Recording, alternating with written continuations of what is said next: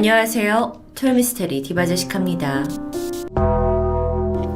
지금으로부터 약 5년 전인 2015년 11월의 어느 날, 중국 상하이 공안국에 남성 한 명과 여성 한 명이 찾아와서는 다짜고짜 자신들이 중국에 입국한 한국인 불법 체류자라고 자수하는 사건이 발생합니다. 이후 두 남녀는 현지 법률에 따라 중국에서 강제로 추방이 되었고요. 몇 달 후인 2016년 1월 한국으로 송환되게 되는데요. 비행기에 내린 두 남녀가 고국 땅을 밟고는 감격한 듯한 표정을 지었습니다. 한껏 기뻐하는 것 같았죠. 그렇게 가벼운 걸음으로 공항을 나서는 순간 이들을 주시하며 대기하고 있던 경찰들이 에워싸기 시작합니다. 두 사람은 강하게 반항하면서 소리쳤죠. 공소시효 지났잖아요. 공항에서 이날 붙잡힌 남성의 이름은 주진우, 그리고 여성의 이름은 유정숙이었습니다. 주진우는 과거 1996년도까지 대구 중구청에 소속되어 있던 양궁 선수였는데요. 그 당시 22살이던 주진우는 달서구에 있는 숙소에서 합숙 생활을 하고 있었는데 부진한 대회 성적과 또 진로로 인해서 고민을 하면서 한동안 슬럼프에 빠져 있었다고 합니다. 그러던 중 그 힘든 시기에 든든한 조력자가 되어줄 첫사랑을 만나게 되는데 그녀가 바로 유정숙이었던 겁니다. 당시 6살 연상이었던 유정숙은 같은 달서구에서 작은 슈퍼마켓을 운영하고 있었어요. 외모도 예뻤고 상냥한 말투에 이웃들에게 좋은 평판이 나 있던 사람입니다.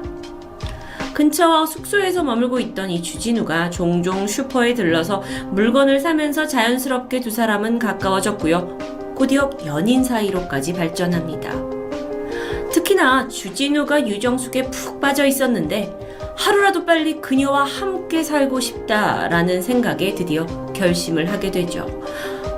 그런데 문제가 있었습니다. 유정숙은 이미 남편이 있는 유부녀였던 겁니다.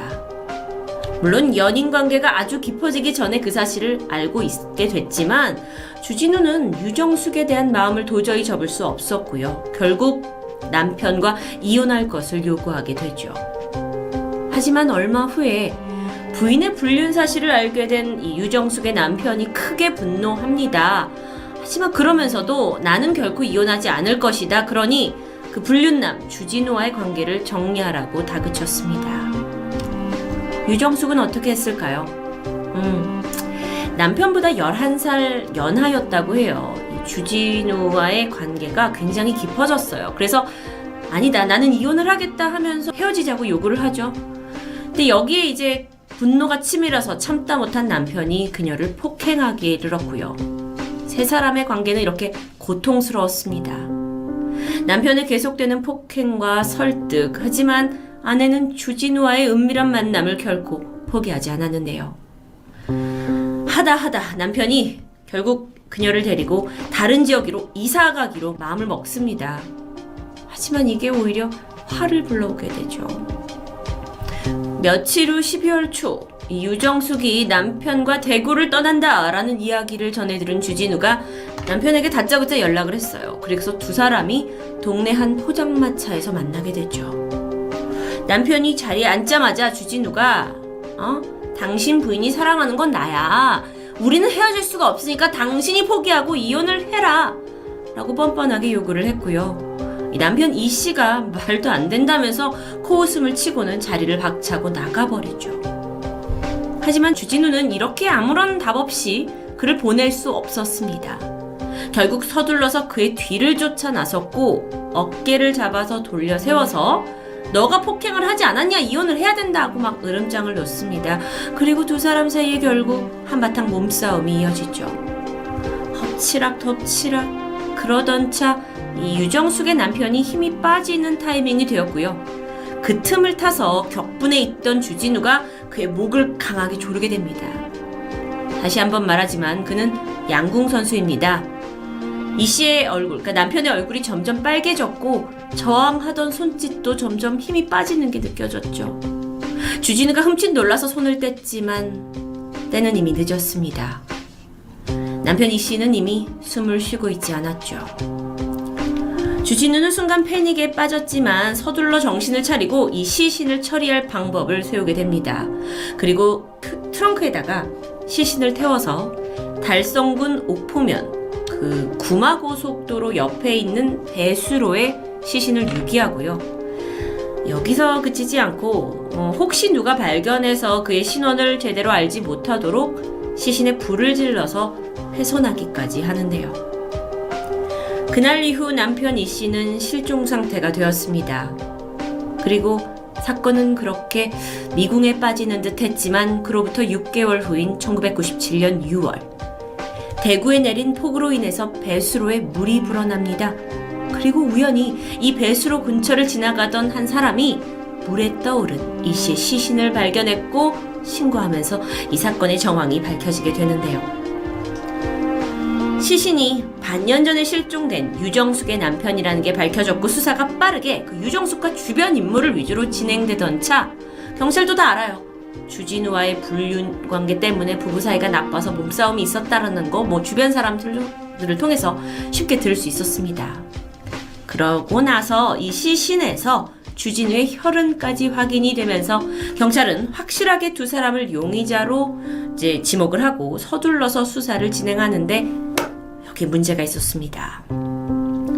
유정숙의 남편이 살해당한 시점, 즉 1996년 12월부터 그 어느 곳에서도 주진우와 유정숙의 흔적이 남아있지 않다는 겁니다. 주변에서 이들을 본 사람도 당연히 없었고 생활 반응도 깨끗했죠.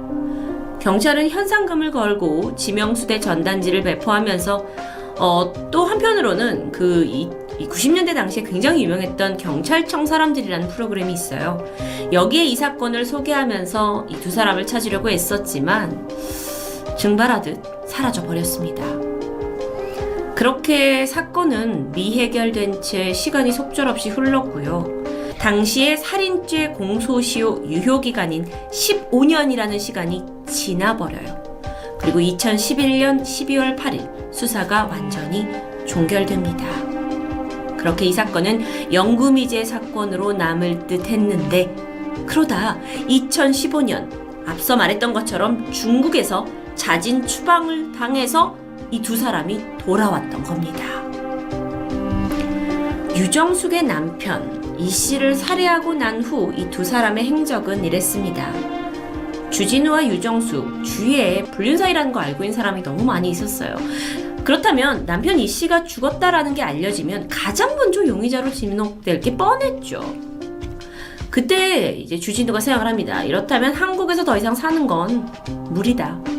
두 사람은 브로커를 통해서 외국으로 밀항을 하게 됩니다. 이후 중국 쪽으로 갔고 이곳저곳을 전전하며 신분을 감추고 숨어 지내다가 한국의 공소시효에 대해서 알아보던 중 답을 찾아낸 거죠. 그러니까 사건 날로부터 딱 15년이라는 시간만 지나면 살인죄 더 이상 처벌받지 않는다는 이 점을 이용한 겁니다. 그들은 중국에서 15년만 지나기를 기다렸고요. 2016년 1월, 그러니까 이때는 사실 이들이 이제 한국으로 들어온 타임은 15년하고도 4년 3개월이 더 지난 시점이었어요. 이때 한국으로 당당하게 들어왔던 거죠. 승리감에 어쩌면 도취해 있었을 수도 있습니다. 더 이상 두려울 게 없으니까요. 근데 그 시점에 경찰이 들이닥쳤어요. 그래도 주진우는 당당했습니다. 공소시효 지났잖아요. 아니요. 정확히는 공소시효가 지났다고 믿고 있었던 거죠. 한국의 살인죄 공소시효는 만약 범인이 처벌을 피하기 위한 목적으로 해외에 도피한 경우 자동으로 정지되는 규정이 있습니다. 이걸 모르고 있었던 겁니다. 정리해보면 범행을 저지른 건 1996년 12월입니다. 해외로 도망간 건 1997년, 그리고 중국에서 추방이 되어 한국에 돌아온 건 2016년.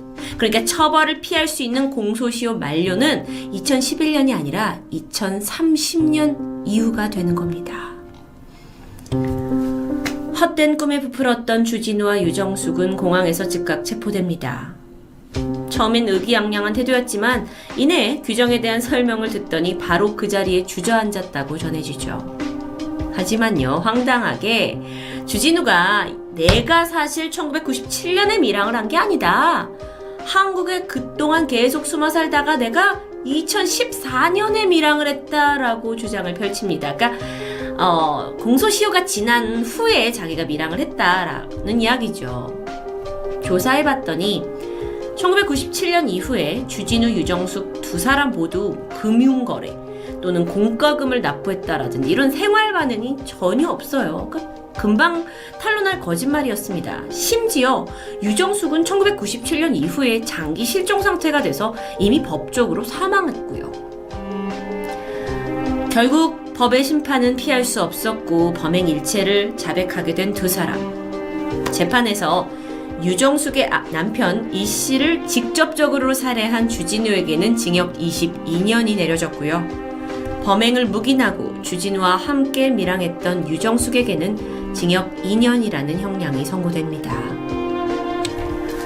와, 정말 오래간만에 미제 사건이 해결돼서 좀 시원한 듯 하지만 몇 가지 의문점은 남아 있습니다. 그들은 왜 굳이 강제 출국을 선택했던 걸까요? 공소시효 지났으니까 너무 당당했던 거죠. 물론 그것도 하나의 이유입니다. 하지만 좀 더 조사를 해보니까 사실 이들이 살해 직후에 일본으로 갔다고 해요. 그곳에서 도피 생활을 하던 중에 2002년 한일 월드컵을 앞두고 막 검문이 강화가 되니까 중국으로 은신처를 옮깁니다. 중국에서 꽤 재산을 모았어요. 그리고 이걸 한국으로 몰래 반입하는 것까지도 성공했죠. 그러니까 한국에 돌아올 생각이 있었던 거예요. 근데 문제는 한국으로 돌아갈 위조 여권을 구하는 게 쉽지 않습니다. 그래서 2011년 공소시효가 지났는데도 불구하고 귀국을 몇 년 미뤘던 거죠. 그러다가 모르겠다. 어차피 그냥 가도 이제 처벌받지 않을 텐데 싶었고 당당하게 중국 공안한테 가서 나 불법 체류자다. 돌려보내달라 라고 했던 겁니다. 근데 어떻게 됐냐면 중국 쪽에서 그들의 신원 정보를 한국에 보내요. 그리고 경찰이 조사를 해보니까 19년 전에 대구에서 이 씨를 살해한 유력 용의자다라는 게 밝혀진 거죠. 그리고 경찰들이 공항에 숨어서 드디어 이 영구미제 사건의 마침표 찍기를 기다리고 있었던 겁니다. 평범한 양궁 선수가 어긋난 사랑으로 인해서 하루아침에 살인자 그리고 도주자가 되었고 19년 이상을 이 해외에서 전전긍긍한 후에 치밀한 계산을 마치고 고국에 돌아왔지만 결국 정의를 피할 수 없었던 이야기.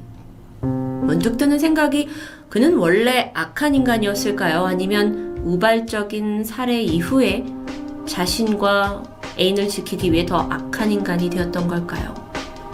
이제라도 죗값을 받게 되어 스토리가 안도하는 엔딩으로 끝나게 되어 다행입니다. 지금까지 토요미스테리 디바제시카였습니다.